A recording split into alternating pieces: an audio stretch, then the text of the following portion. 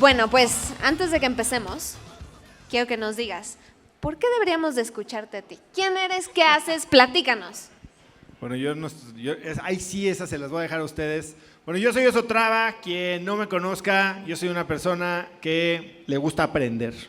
Y después de 20 años de haber desperdiciado mi vida persiguiendo metas que no me había fijado yo conscientemente, decidí frenar todo y voltear a ver a la gente que admiraba y aprender, y lo hago a través de un podcast que se llama Cracks. ¿Quién ha escuchado Cracks? Bueno, pues gracias. Cracks Podcast, que una semana sí y otra no y otra también, es el podcast número 1 de negocios y tecnología en México, con más de 70 millones de descargas, un episodio cada semana, y entrevisto a gente que admiro, gente que está viviendo su vida en sus propios términos y de la que trato de extraer aprendizajes, técnicas, hacks y sobre todo mentalidad que yo pueda y aplicar a mi vida y que la demás gente también. Y bueno, pues ¿quién soy yo? Muchas gracias por estar aquí.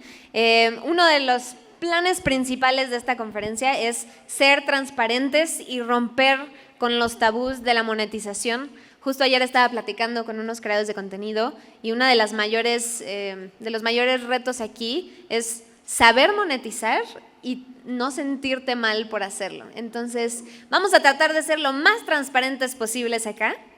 Y por contexto, les voy a decir que no sabe las preguntas que le vamos a hacer. Esa fue una decisión que tú tomaste y nos dijiste, no nos digan, y yo quiero que me sorprendan. Así es, así que bueno, libro abierto, venga, Lore. ¿Me podrías decir qué recomendarías que sea un primer producto para un creador de contenido para empezar a hacer una empresa? ¿Por dónde empezar? A ver, esta es una pregunta complicada porque yo empecé Cracks Podcast, como les decía, sin la idea de monetizarlo, sin la idea de construir un imperio mediático, ni hacerme famoso, ni mucho. Yo genuinamente quería aprender y eso resonó con una audiencia.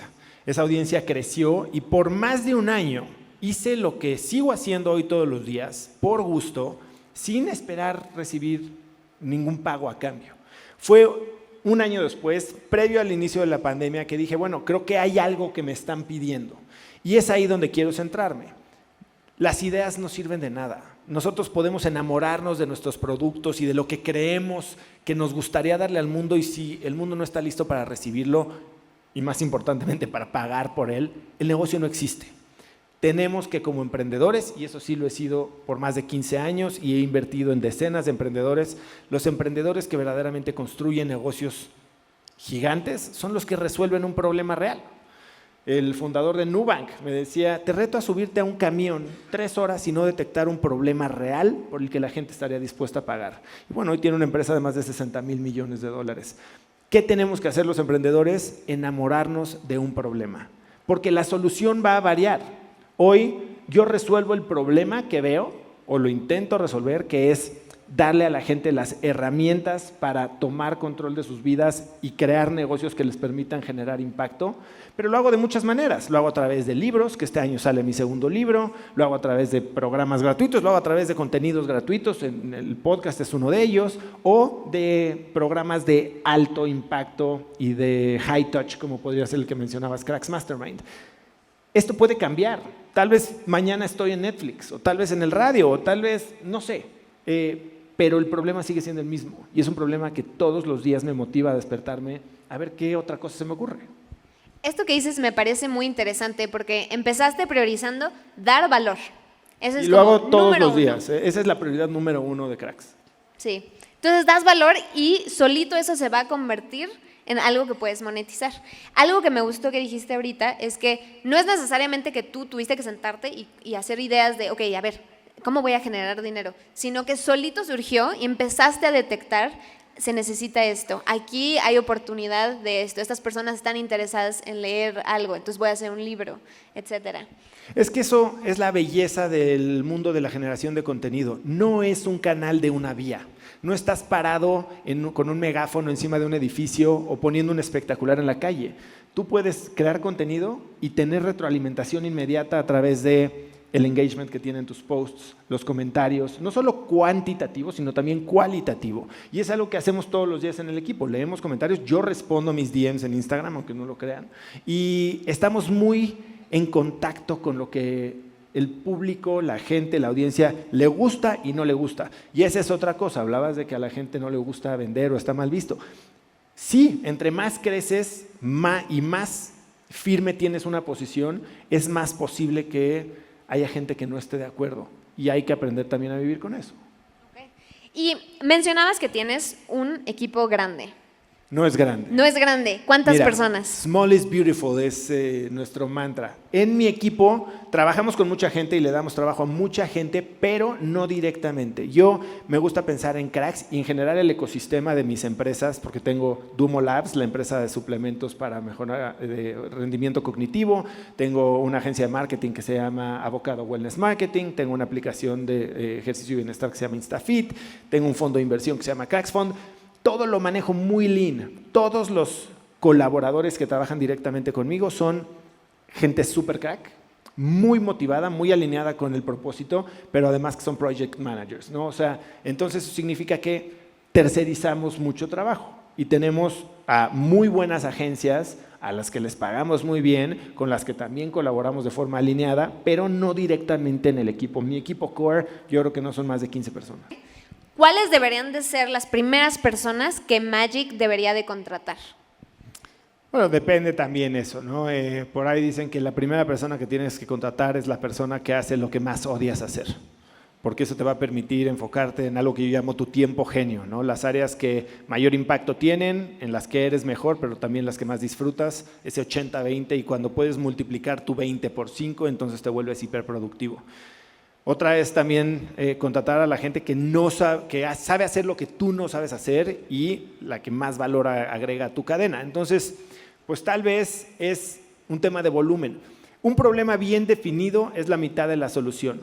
Si tú defines bien cuál es tu siguiente gran reto, tu siguiente gran roadblock, y entonces resuelves para dar ese siguiente paso y no necesariamente el problema completo, vas liberando capacidad, vas liberando potencial de crecimiento y eso es lo que tiene que informar tu siguiente decisión de contratación. ¿Cuál fue tu primer hire? Contraté un todólogo.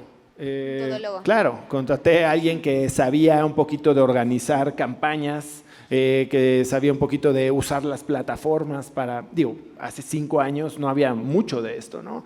Y contraté a alguien que era un poquito un doble de mí, en el que yo podía offloadear algunas de las tareas, que podía ser era como el director operativo de una empresa de 2, ¿no? Hablando de este negocio de creación de contenido y de productos de información. Y ya de ahí fui creciendo dependiendo de cuáles eran los retos y sobre todo los planes para los que queríamos ejecutar. Ok, perfecto. Ahora quiero que me digas, como empresario, una postura controversial que pienses que varias personas van a estar en desacuerdo en este espacio. Él me dijo, no me digas las preguntas, bueno. Una postura controversial. No le importas a nadie.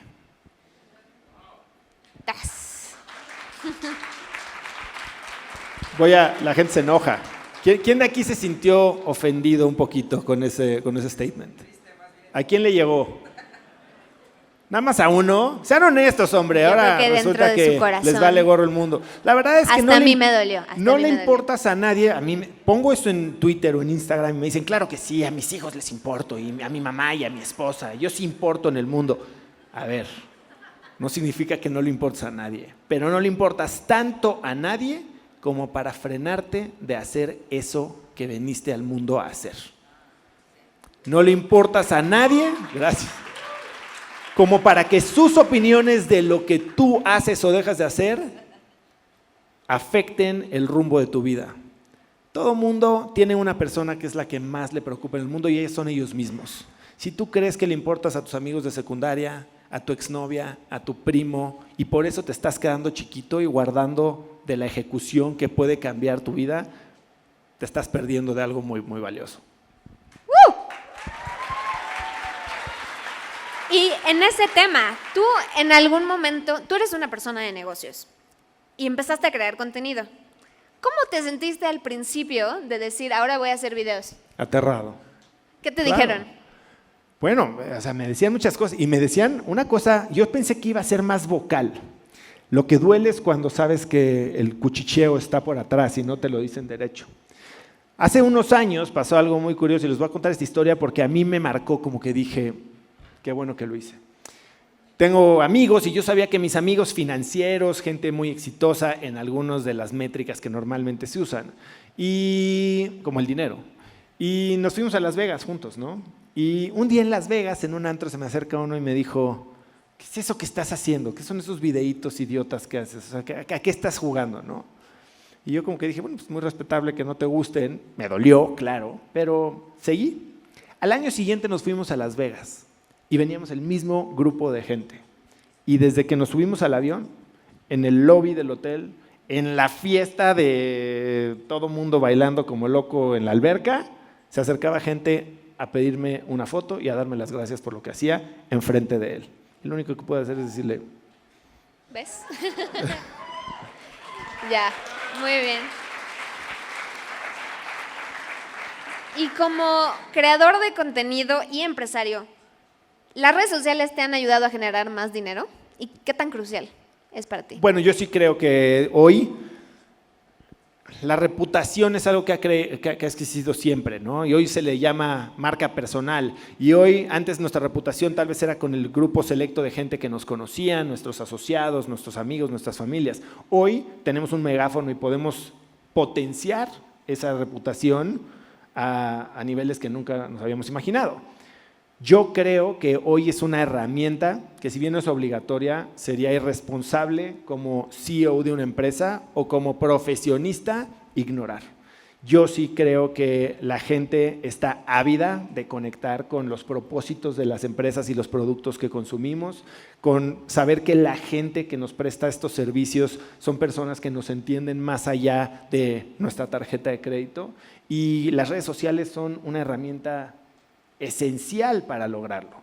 Hoy todo el negocio se alimenta, y yo creo que ya entendí que mi rol es crecer esta audiencia, crecer esta marca y cuidarla, porque como decía Warren Buffett, una reputación se lleva una vida en construir y 5 minutos en destruir. Y si hay algo que voy a decir el día de hoy que creo que vale mucho la pena porque está lleno de gente que es emprendedora, gente que quiere hacer dinero, es: tengan mucho cuidado con seguir el canto de las sirenas de la lana. Porque en este negocio de salir a internet y prometerle a gente que no conoces cosas que no le puedes dar y tomar su dinero, es algo que pasa mucho. Y créanme que no dura y la gente se da cuenta, y si pones tu reputación, tu integridad en la línea por unos cuantos pesos, eso te va a acechar el resto de tu vida. Respétense, respeten a la gente a la que sirven y den con honestidad y capturen parte de ese valor, claro, pero con respeto. Me encanta. Con eso vamos a cerrar porque ya se nos acaba el tiempo.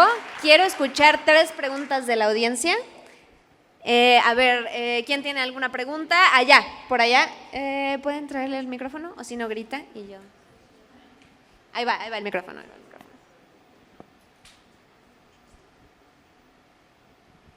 Muchas gracias. Hola, buenas tardes a todos.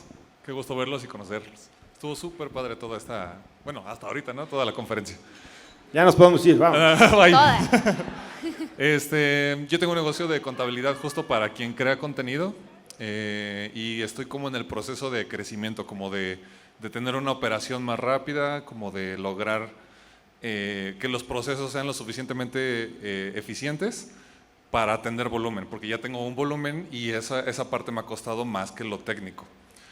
Entonces mi pregunta es, que seguramente a lo mejor tú tienes mucho conocimiento porque atiendes algunos mercados que son masivos y unos que son como muy específicos, ¿no? Entonces, ¿qué consejo podría tener respecto a eso? O sea, para atender volumen y de dar lo que justo dices. O sea, tratamos mucho de dar muy responsable, que sea bien hecho, que demos un servicio excelente, y el volumen se me ha complicado. O sea, es una gran pregunta y es un reto que nosotros seguimos enfrentando, porque tal vez al principio 100 es mucho volumen, tal vez después 1000 o tal vez después 100,000, y nosotros hoy tenemos la mira puesta en millones de personas. Y hay algo que no cambia, que es la cultura de la empresa. Si tú tienes la cultura de ética, servicio, entregar valor, eso a a volúmenes pequeños o volúmenes grandes se debe de mantener. Lo que sí cambia es un poquito el enfoque que tienes tú y el tipo de herramientas, o tú y tu equipo, y el tipo de herramientas que se usan. Hoy la mejor manera de crecer el volumen es a través de tecnología que elimine la subjetividad de cómo se atiende o deja de atender a una persona. Hoy ya, gracias a inteligencia artificial, podemos tener muchos chatbots y demás. No sustituye completamente el toque humano y la atención que queremos dar, pero pues, herramientas como NAS.io, herramientas como algunos sistemas de ticketing son básicas para que dejes de contestar WhatsApp a mano o se te vayan entre los cracks los mensajes de DMs o los WhatsApps. Hay tantos canales que utilizar la tecnología correcta para escalar es esencial. Excelente. Muchas gracias y muchas gracias por tu contenido. La verdad es que parte de mi negocio lo inicié escuchando tu podcast. Entonces, gracias. Muchas gracias. Me hace sentir muy especial. Gracias. Vamos a pasarle un micrófono a la de verde, por favor. Gracias. Hola, yo soy Sharon. Yo tengo un podcast que se llama Traviajando, que es sobre trabajo remoto y búsqueda de empleo. Está bueno el nombre, ¿eh? Sí, el mix. Y bueno, justamente mi duda es, ¿cómo pasaste del podcast, digamos, a la parte de aprender?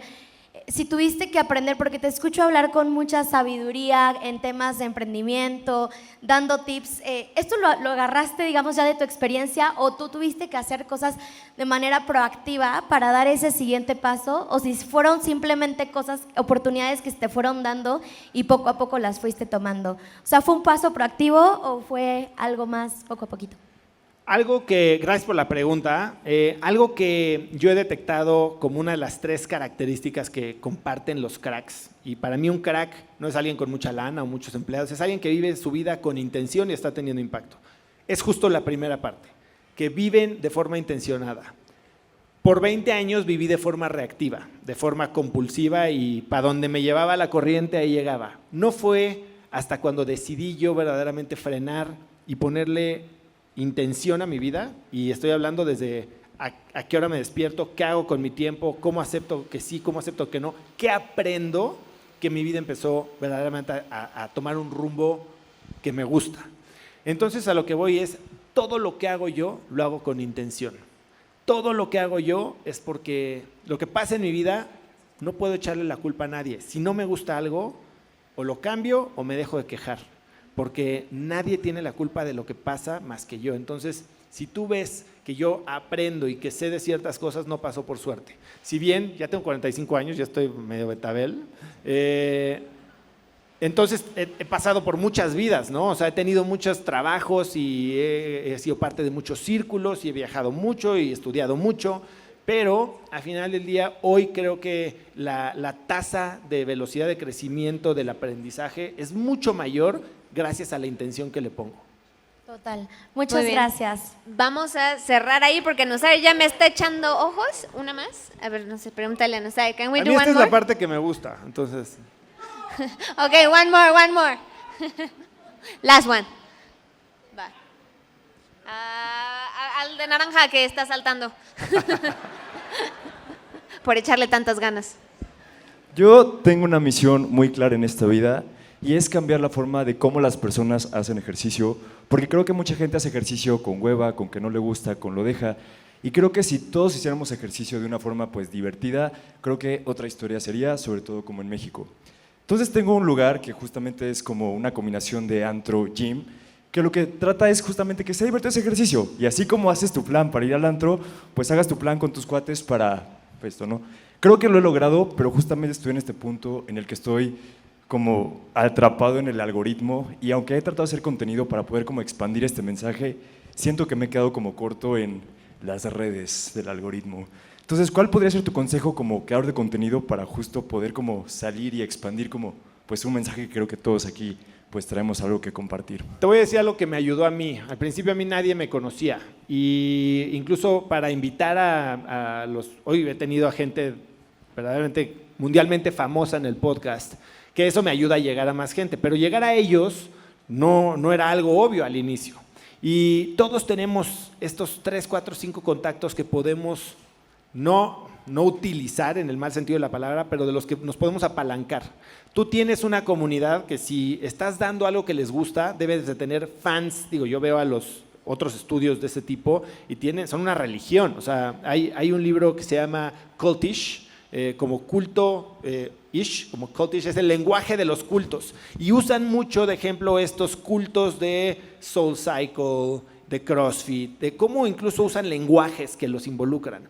Eso te hace ver la afinidad y la lealtad que ciertas personas tienen con ciertos productos, y no solo con temas de deportes. Si tú conectas con esa cultura y empiezas a generar contenido, deja de pensar en el mundo en general y piensa en ese nicho y empieza a utilizar estas cosas que te hacen diferente, y hasta dales tiempo a estas personas que se van a sentir orgullosos de participar en tu contenido, que ya son los miembros de tu comunidad. Creo que ese puede ser un buen momento, una buena manera de arrancar a generar contenido diferente, contenido que resuena con la audiencia y que además puede ser un poquito viral, aunque sea en ese nicho específico. Riches are in the niches. Muchas gracias por todo eso. Bueno, pues muchas gracias, espero lo hayan disfrutado. Ya me voy porque me bajan aquí, me regañan, pero thank you, Nasir. Welcome to Mexico. Gracias a todos.